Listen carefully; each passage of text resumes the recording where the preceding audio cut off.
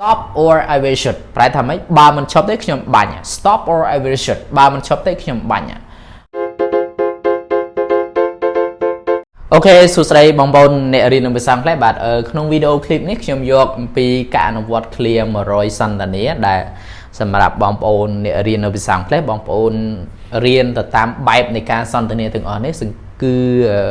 ការសិក្សាភាសាអង់គ្លេសរបស់បងប្អូននឹងរីកចម្រើន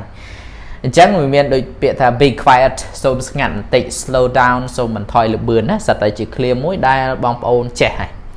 អូខេតោះឥឡូវយើងមកចូលមេរៀនតែម្ដងបាទ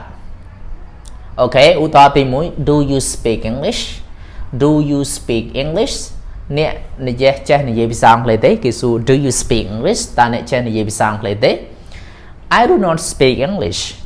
I do not speak English ខ្ញុំអត់ចេះនិយាយភាសាអង់គ្លេសទេពេលយើងជួបជនជាតិឬក៏អ្នកផ្សេងយើងសួរគេ do you speak English បើគេថាចេះ I do not speak English ឬក៏ no I don't ខ្ញុំអត់ចេះនិយាយទេបើគេចេះ yes I do បាទអូខេបន្តទៀត what is your name គេសួរថា what is your name គេសួរថាតើអ្នកឈ្មោះអ្វីណា what is your name តើអ្នកឈ្មោះអ្វីឧបមាថា my name is Pronin បាទខ្ញុំឈ្មោះ Pronin ទៅ when is your birthday when is your birthday តើថ្ងៃខួបកំណើតរបស់អ្នកគឺថ្ងៃណា when is your birthday អញ្ចឹងមកយើងឧបមាថា I was born my birthday is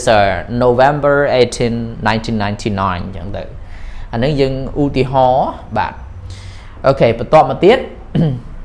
where were you born ណា where were you born តើអ្នកឯងកើតនៅឯណា where were you born បើយើងឧបមាថាយើងកើតនៅសៀមរាប I was born in Siem Reap province ណាខ្ញុំកើតនៅខេត្តសៀមរាបចឹងទៅ what is your rank ឬក៏ title ណា what is your rank ឬក៏ title តើអ្នកពាក់ស័ក្តិប្រមាណឬក៏មានមុខងារអីពាក្យ rank ឬក៏ title នេះគេសំដៅទៅលើមុខងារជាមេធាវីជា teacher ណាខ្មែរ teacher ចឹងទៅlawyer ជាមេធាវីអញ្ចឹងណា what is your rank ឬក៏ title តើអ្នកពាក្យស័ព្ទប្រមាណឬក៏អ្នកមានមុខងារអីបាទអូខេ what is your nationality what is your nationality តើអ្នកមានសញ្ជាតិអ្វីយើងថា I'm Cambodian អញ្ចឹងទៅខ្ញុំជនជាតិខ្មែរទៅ do you have any identification papers do you have any identification papers ប្រែថាតើអ្នកមានក្រដាសស្នាមអត្តសញ្ញាណអ្វីទេ do you have any identification papers បាទបន្តមកទៀត do you have a passport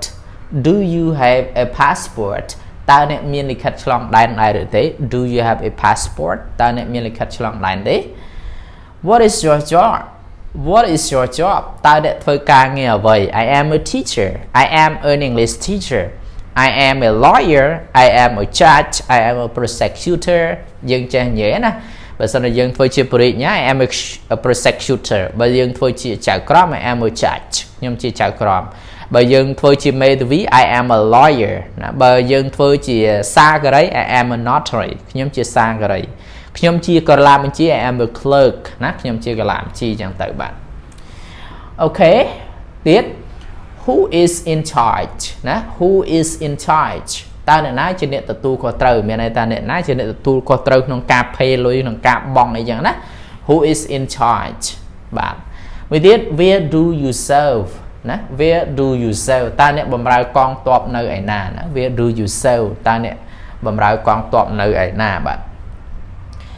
which group are you in ណា which group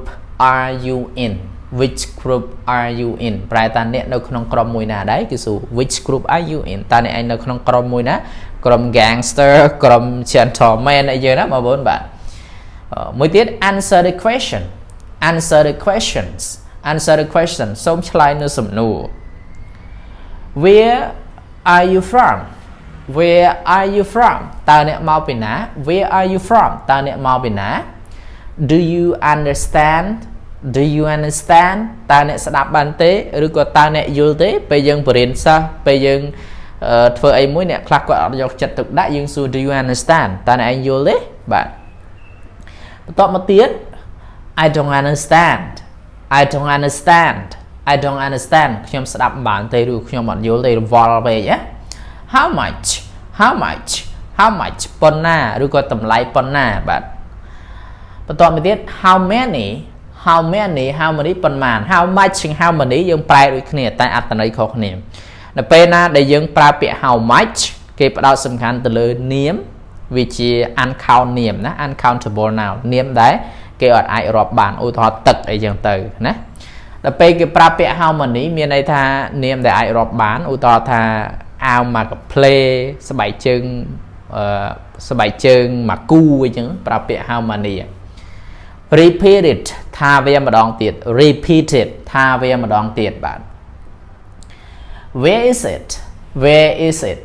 តើវានៅឯណា where is it តើវានៅឯណា what is direction នៅទិសខាងណា what is direction នៅទិសខាងណា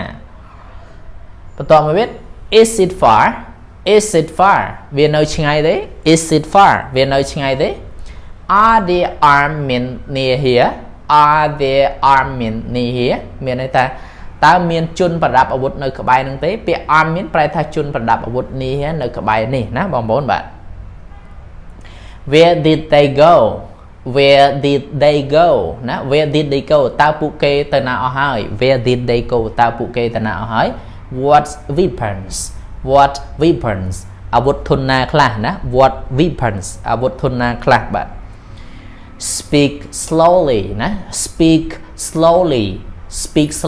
និយាយយឺតឬក៏និយាយមួយខ្ញុំស្ដាប់សូវបាននិយាយតឡាន់ស្ដាប់មិនបាន where is your unit ណា where is your unit អង្គភាពរបស់អ្នកនៅឯណាណា where is your unit អង្គភាពរបស់អ្នកនៅឯណា where did you see them ណា where did you see them តើអ្នកបានជួបពួកគេនៅឯណាណា where did you see them with it where is your family តើគ្រួសាររបស់អ្នកនៅឯណាដែល my family is in Siem Reap គ្រួសាររបស់ខ្ញុំនៅ Siem Reap ចឹងទៅ emergency ណា emergency គឺមានន័យថាមានអាសន្នហើយណាមានអាសន្នហើយបើទូរស័ព្ទយើង emergency មានន័យថាកន្លែងហ្នឹងវាអត់មានសេវាអត់មានអីទាំងអស់គេប្រើពាក្យ emergency ណា we need a doctor យើងត្រូវការគ្រូពេទ្យ we need a doctor យើងត្រូវការគ្រូពេទ្យមួយទៀត distress signal ណា distress signal ប្រែថាសញ្ញាមានអាសន្ន distress signal សញ្ញាមានអាសន្ន help ជួយខ្ញុំផង evacuate the area ណា evacuate the area ប្រែថាជម្លៀសប្រជាជនចេញពីតំបន់អីមួយណា evacuate the area stopped ឈប់បាទ stop or I will shoot ប្រែថាម៉េចបើមិនឈប់ទេខ្ញុំបាញ់ stop or I will shoot បើមិនឈប់ទេខ្ញុំបាញ់ follow our orders ណា ប្រែធ្វើតាមបញ្ជារបស់យើងឬក៏ធ្វើតាមដីការបស់យើងណាដីកាបញ្ជា don't shoot ណា don't shoot កុំបាញ់ណា don't shoot កុំបាញ់ put your weapons down ណា put your weapon down ដាក់អាវុធចុះណា put your weapon down ដាក់អាវុធចុះ move ប្រែថាកម្រើកប្រែថាដូរឬក៏ប្រែថាទៅណាពាក្យហ្នឹង don't move កុំកម្រើកតែកម្រើកបាញ់ shoot or I will shoot you ណា if you move I will shoot you បានឯងកម្រើកខ្ញុំនឹងបាញ់ come here មកទីនេះ follow me មកតាមខ្ញុំមក come here មកទីនេះ follow me មកតាមខ្ញុំមក stay here នៅនឹងហើយ wait here នៅចាំនឹងហើយបាទ stay where you are ណា stay where you are នៅឯនឹងមួយកន្លែង stay where you are នៅឯនឹងមួយកន្លែង come